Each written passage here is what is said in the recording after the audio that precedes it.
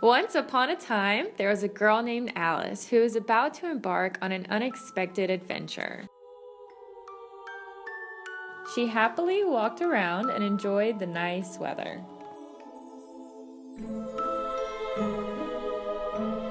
But suddenly, she found herself lost.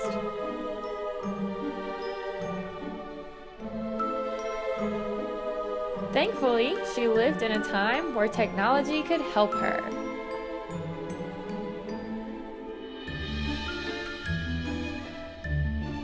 If only she could obtain a signal.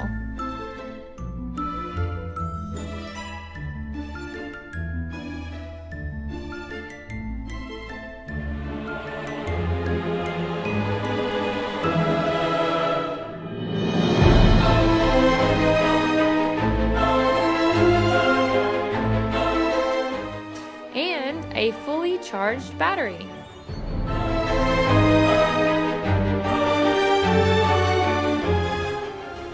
Alice panicked.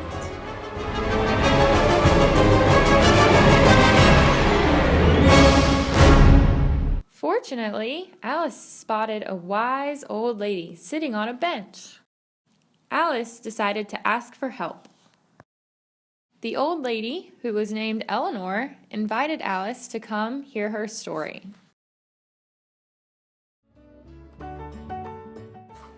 Alice told the old lady how she got lost and ended up here. She explained how she couldn't find any signal and how she ran out of battery. The old lady came up with an idea.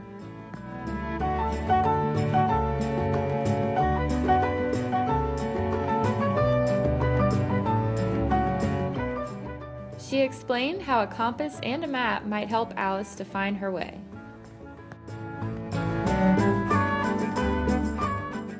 So the old lady continued to tell Alice the skills that her mother once explained to her.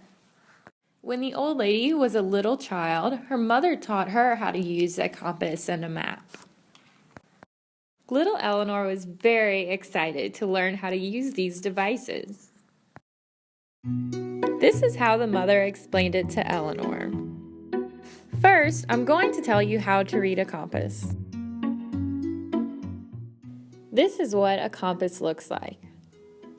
The compass consists of a magnetized needle. The needle orients to the magnetic field lines of the Earth.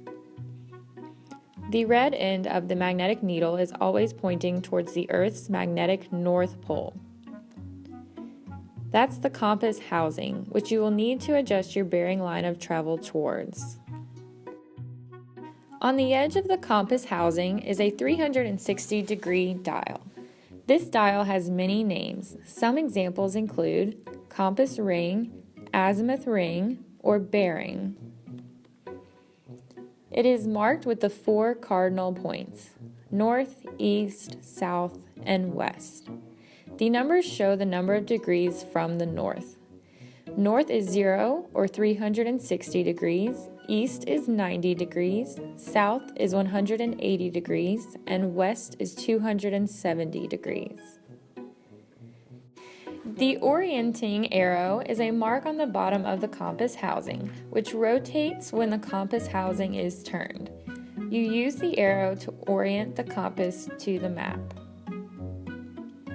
The index lines and the ruler are parallel lines on the base plate of the compass.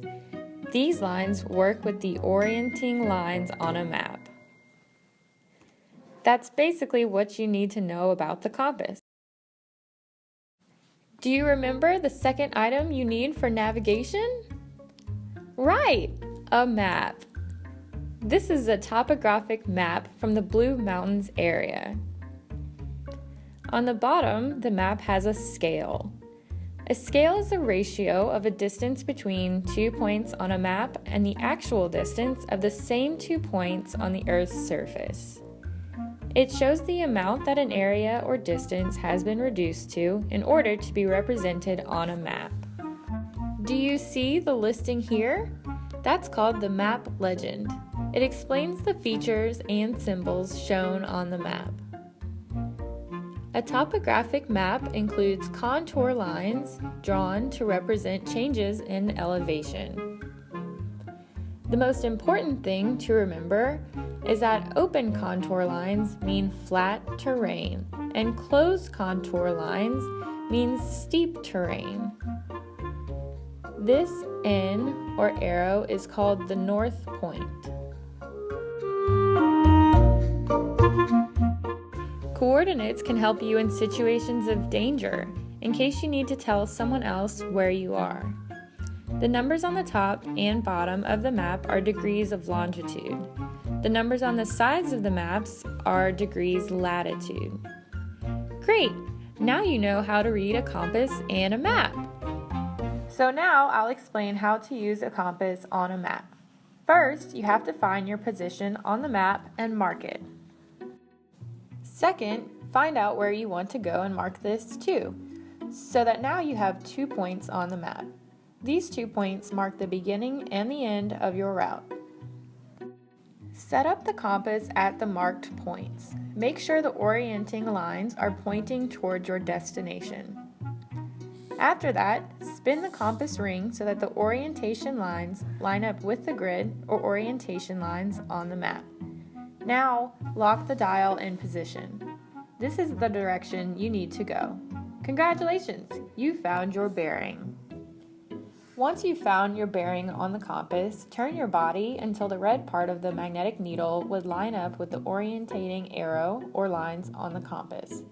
Hold the compass quite flat so that the compass needles can turn easily. Pick an object in your line of sight and walk in this direction. Now you can put away your compass. After reaching your chosen location, repeat the procedure over and over again until you have reached your final goal.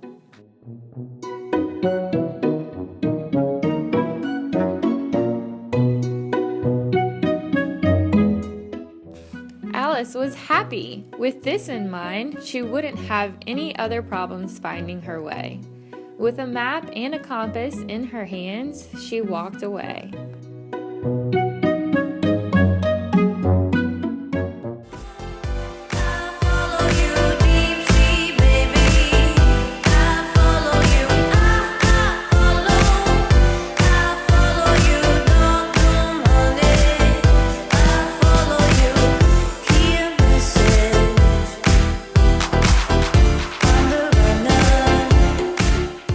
Sometimes she stopped to recheck the bearing line of travel.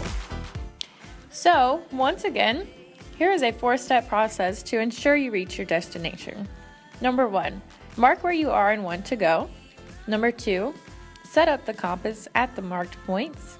Number 3, spin the orientation ring so that the orientation line lines up with the grid on the map. And then 4, turn your body until the red part of the magnetic needle would line up with the orientating lines on the compass. Now you know where to go.